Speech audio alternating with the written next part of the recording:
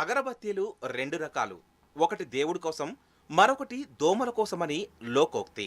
కానీ ఎన్ని అగరబత్తీలంటించినా ఆ దేవుడు రాడు. ఈ దోమలు పోవు. ఇక్కడ బద్కిస్మత్ ఏంటంటే మన ఇంటి పరిసరాలు పరిశుభ్రంగా లేకపోవడమే.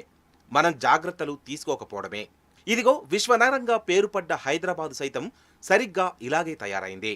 రాజధానిలో రోజురోజుకి దోమల బెడద ఎక్కువవుతోంది. నడిళ్ల మధ్య చెత్త పేరుకుపోవడమే ఇందుకు హేతువన్నది ఆరోపణ. ఎన్ని మహమ్మారులు విరుచుకుపడ్డా రోడ్ల మీద చెత్త విసిరేసే జనం నైజం మారకపోతే, పురపాలికలు పట్టించుకోకపోతే మార్పు రావడం కష్టం. అటు అధికారుల బాధ్యతారాహిత్యం, ఇటు ప్రజల నిర్లక్ష్యం వెరసి భాగ్యనగరం ఒక మురికి కూపంలా తయారవుతోంది. తద్వారా అనేక పర్యావరణ సమస్యలు సైతం సమాజంపై ముసురుతున్నాయి. అనేక వ్యాధులు ప్రబలి జనం రకరకాల రోగాల బారిన పడుతున్నారు. చర్మ వ్యాధులు, దమ్ము, దగ్గు, ఆస్తమా లాంటివి స్వైర విహారం చేస్తున్నాయి. లంగ్ ఇన్ఫెక్షన్స్ ప్రబలుతున్నాయి. దీంతో రాజధాని వాసులు బెంబేలెత్తిపోతున్నారు. ఇకనైనా అధికారులు చర్యలు తీసుకోకపోతే ఉపేక్షించమని వార్నింగ్ ఇస్తున్నారు. ఇక్కడైతే నీళ్ళు అయితే బోరు నీళ్ళు అయితే ఈ పచ్చగా వస్తాయి. తాగడానికి పనికిరావు, పోసుకోవడానికి పనికిరావు, వాడుకోవడానికి పనికిరావు. కాకపోతే ఈ మధ్యలో నల్లలు వచ్చినాయి. నల్ల నీళ్ళు వాడుకుంటున్నాం. అవి కూడా ఫిల్టర్ చేసి తాగుతున్నాం. దోమలు కూడా బాగున్నాయి. మేము చెప్పేది చెబుతున్నాము, వాళ్ళు చేసేది చెబుతున్నారు, వాళ్ళు చెప్పేది చెబుతున్నారు. అంతేగాని ఒక్కళ్ళు ఎవళ్ళు వచ్చి కూడా ఇక్కడ దోమలు అయితే భయంకరంగా ఉన్నాయి. ఇక్కడ దోమలు అయితే భయంకరంగా ఉన్నాయి. దోమలు అయితే అసలు 5 అయితే చాలు, బయట తిరగలేవు. వాసన వస్తున్నాయి, బాగా వాసన తీసుకుంటలేరు. చేస్తాం పోండి మీరు అనే అంటమే కానీ చేయట్లా. సార్ మాకు నీళ్ళ ప్రాబ్లం అంటే చాలా ఉంది. మాకు నీళ్ళు అసలు ఏమీ రావట్లేదు. మేము ట్యాంక్ వండుకోవాలి. ఈ నీళ్ళు అయితే ఈ పరిస్థితి ఉంది మాకు. ఇది ఎప్పటికీ పోదు. ఆ డంప్యాడ్ ఆ గుట్ట తీస్తా కానీ పోదు. మాకు దోమల బాధ.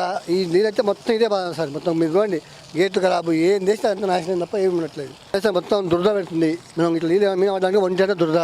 బండ్లు కొడితే బండ్లు ఖరాబ్ అవుతున్నాయి, గేట్లు ఖరాబ్ అవుతున్నాయి. అసలు ఎందుకు వాడడానికి లేవు నీళ్ళు. ఓన్లీ డ్రైనేజ్ అంటే వాడికి వస్తా అంతే. ఇచ్చాను సార్ ఎమ్మెల్యే సార్కు మేము 2 సార్లు చెప్పాము. మిగతా మన నందకిషోర్ ఉండే మున్సిపల్ కమిషనర్ ఉండే జేసీ ఆయనకు ముందు పోయి చూపించాం. నీళ్ళు అందరికీ తెలుసు సార్ ఈ ప్రాబ్లం ఉందని. ఒళ్ళంతా దుర్దలు వస్తుంది సార్. దోమలు ఎక్కువ, స్మెల్ వర్షం పడితే స్మెల్ వస్తుంది.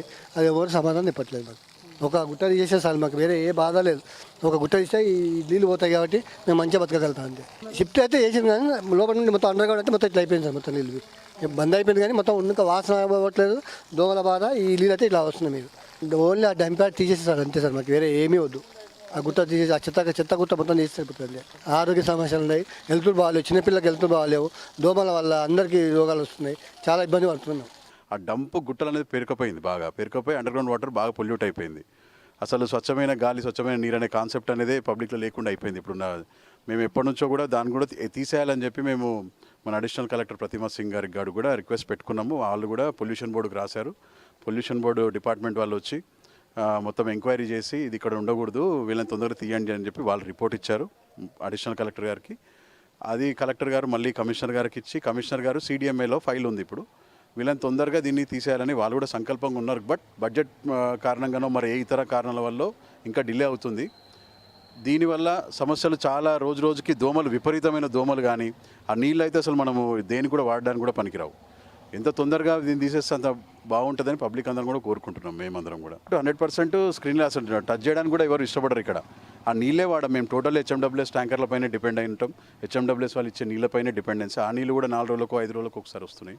దాన్ని కూడా గవర్నమెంట్ రెగ్యులైజ్ చేసి మా కాలనీలకి డంప్ యార్డ్ వల్ల ఎఫెక్ట్ అయిన 4-5 కాలనీలకు ఉచిత మంచినీటి కానీ ఒకరోజు తప్పించి ఒకరోజు నీళ్ళు ఇచ్చే మాకు వాళ్ళకు కూడా పెట్టినాం. మేము కూడా అలా చేయమని చెప్పి వాళ్ళు కూడా కన్సిడర్ చేస్తామని చెప్పారు. బట్ ఇంకా అన్ని ప్రాసెస్లోనే తప్ప ఇది కూడా ఇంకా ముందరికి వెళ్ళలేదు. రాజధానిలో పురపాలక సంఘాల నిర్లక్ష్య ధోరణి సైతం క్షమించరానిదే. కొన్ని చోట్ల అధికారిక డంప్ యార్డులు, మరికొన్ని చోట్ల అనధికారికంగా పేరుకుపోయిన చెత్త కుప్పలు పారిశుద్ధ్య అధికారుల నిర్వహణ లోపానికి నిదర్శనాలుగా నిలుస్తున్నాయి. సఫాయి చర్యలు లేక రోజుల తరబడి ఎక్కడ వేసిన చెత్త అక్కడే నిల్వ ఉంటోంది. తడి చెత్త, పొడి చెత్తలు కలగలిసిన ఈ మిశ్రమం కుళ్ళిపోయి ముక్కుపుటాలు అదిరే దుర్వాసన వెదజల్లడమే కాకుండా దోమల పుట్టుకకు సైతం అలవాటుగా మారుతోంది. ఫలితంగా చీకటి పడిందే తడవు జనావాసాలపైకి దోమల దండు దాడి చేస్తోంది. దోమకాటు వల్ల dengue, malaria, chikungunya, yellow fever లాంటి వ్యాధులు సోకుతున్నాయి. డంప్ ఎప్పుడు ఆపేసాను, చాలా రోజులైంది ఆపేసి. డంప్ చేయట్లేదు ఇప్పుడు ఏమని. ఇక్కడ జీరో స్మెల్ అనేది కూడా ఏమీ రాదు. గవర్నమెంట్ నుంచే వచ్చిన ఇన్స్ట్రక్షన్స్. వాళ్ళు కూడా అది మామూలుగా ఆర్గానిక్ గురించి వెళ్తున్నారు ప్రతిదీని, కెమికల్స్ అవి వాడట్లేదు ఎక్కడని.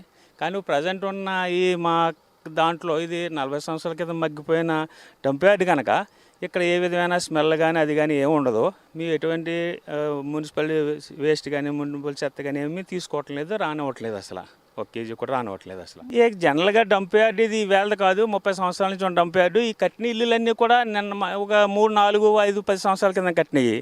డంప్ యార్డ్ అప్పుడు వాసన ఉన్నప్పుడే కట్టుకున్నారు వీళ్ళు. మేము వచ్చిన తర్వాత వాసన లేదు, ఏమీ లేదు, అంత ఆపేసాం, క్లోజ్ చేసాం టోటల్గా.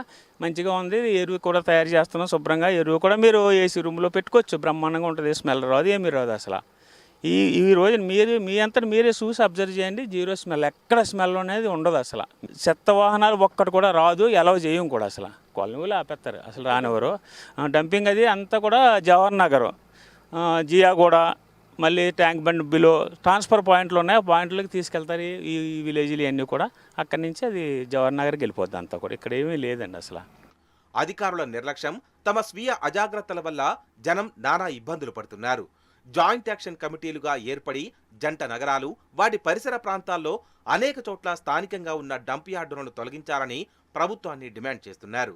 తద్వారా కాలుష్యరహిత వాతావరణాన్ని కల్పించి స్వచ్ఛమైన గాలిని పీల్చే భాగ్యాన్ని ప్రసాదించాలని కోరుతున్నారు. ఇదిలా ఉంటే పరిసరాల పరిశుభ్రత, పర్యావరణ పరిరక్షణపై ప్రజల్లో మరింత అవగాహన పెరగాలని, లేకపోతే సమస్య ఇంకా జటిలం కావడం తథ్యమన్నది పర్యావరణవేత్తల ఉవాచ. డంపింగ్ యార్డ్ ఇప్పటికే ఇక్కడ డంప్ చేయడం లేదని అధికారులు తెలుపుతున్నారు. కానీ ఇక్కడ ఉండే ఏదైతే కాలనీ వాసులు 5 కాలనీ వాసులు ఇప్పటికే తెలిపేది ఏంటంటే తక్షణమే ఇక్కడ ఈ డంప్ యార్డ్ తీసేయాలి. దీనివల్ల under ground registration water green colour రావడం జరుగుతుంది.